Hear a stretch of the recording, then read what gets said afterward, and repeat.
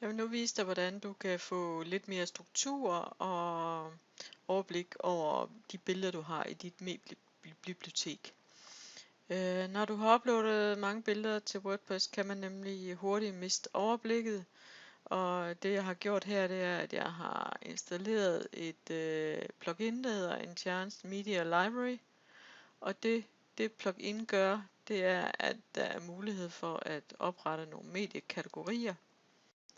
Og de kategorier i det her tilfælde, det er så afdelingerne i sejlklubben, og så nogle aktiviteter under de enkelte afdelinger, som man gerne vil illustrere med billeder.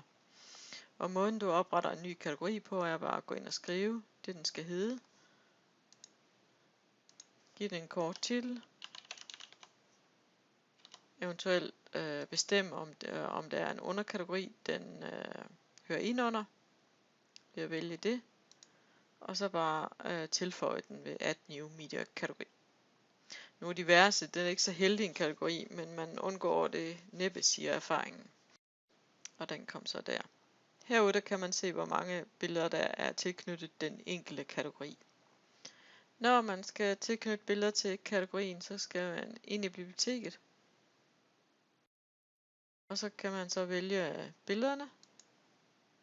Og så gå ned her under kategorier og sige, jamen det her billede, det hører til ungdom. Og når man så er færdig, man kan eventuelt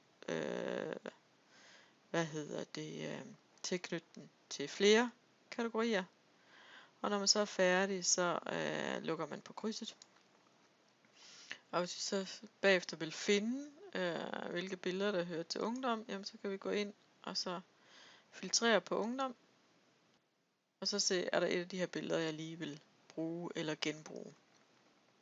Og jeg kan nulstille alle sammen igen ved at reset alle filtre. På den måde kan du altså få et overblik over billederne i dit mediebibliotek. Det er selvfølgelig nemmest at gøre det, når du uploader. Altså når du tilføjer et nyt billede, så sæt kategorien på med det samme, i stedet for at gå tilbage og ligesom skal rydde op bagefter.